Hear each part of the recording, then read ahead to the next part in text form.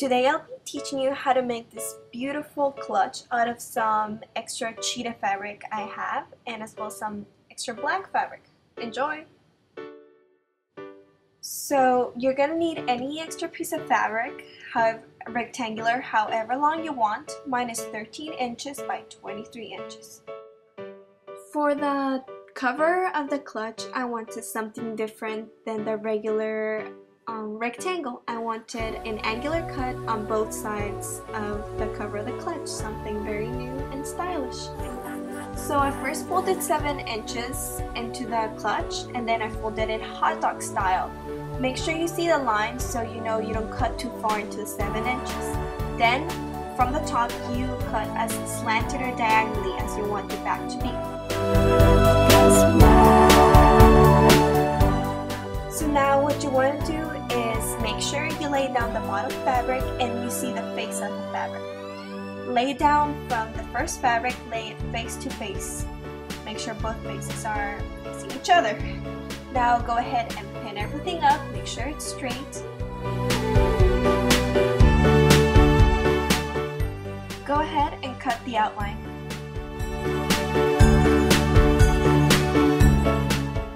So now you're gonna sew 1/4 of an inch in, all around the edges. Do not sew the top, that's very important.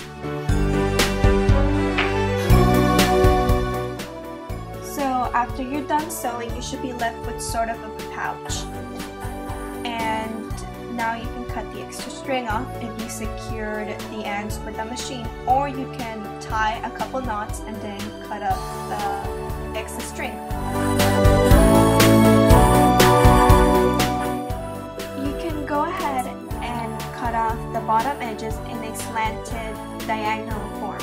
This is very important when it comes to flipping the purse or clutch inside out. It'll make it much easier and you'll have nicer ends and it'll look 10 times more professional.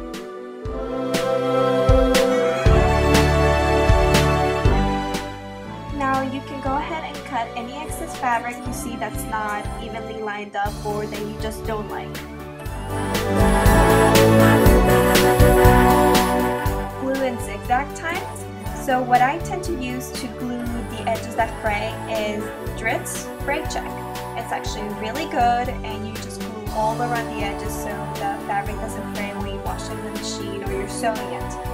Another option, if you don't want the glue or you just don't want to buy it, which is okay, you can use a zigzag option in the machine. That works just as fine and usually helps a lot. This step is optional. So now I went ahead and the glue dried and turned the bag inside out. It looks really nice, so what I'm going to do is go ahead and iron it flat so it's much easier to work with. After I was done ironing it, I went ahead and folded it 7 inches in, and now I'm going to sew along the edges 1/4 of an inch in. Go ahead and do that and make sure the lines are straight and even. This is very important for the professional look. So as you can see, I am done sewing the sides. They look very nice and it looks very crisp and professional. To professionally finish the top of the clutch, I'm going to tuck in the extra fabric into the clutch itself. You can tuck it in as much as you want. It's all depending to how big you want the cover to be. So next I'm going to iron it down so it's easier to sew, and I'm going to show you how we're going to keep the clutch closed. It's going to be very simple and very cute. After you have ironed down the top of the clutch, you'll see it stays and it holds and it's going to be really nice. So what you need now is a button or 2 buttons. It can be a black button, pink button, it's all optional. You can use 2 buttons to put side to side, or you can use 1 button for the middle. Optional, preference. So next you're going to need elastic string. I cut 6 inches off this very thin string. I'm going to tie a knot at the bottom of the string and then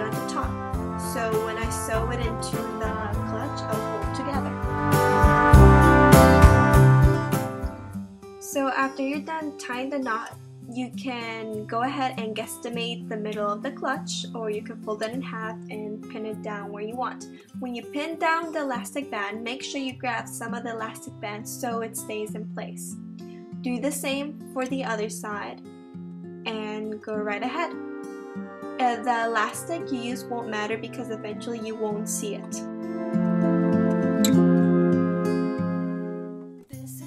So there we go, it's all pinned up. Now you can go ahead and line up the button, mark it a next spot or something, or whatever you like. It's easy.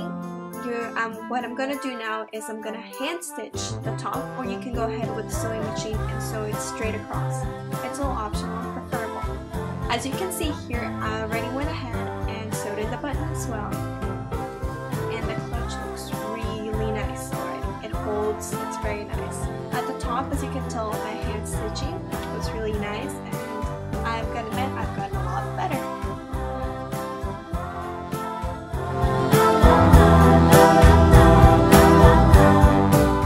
Voila, your clutch is done.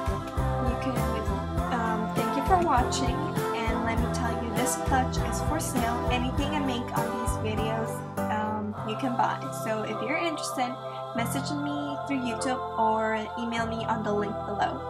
Thank you very much.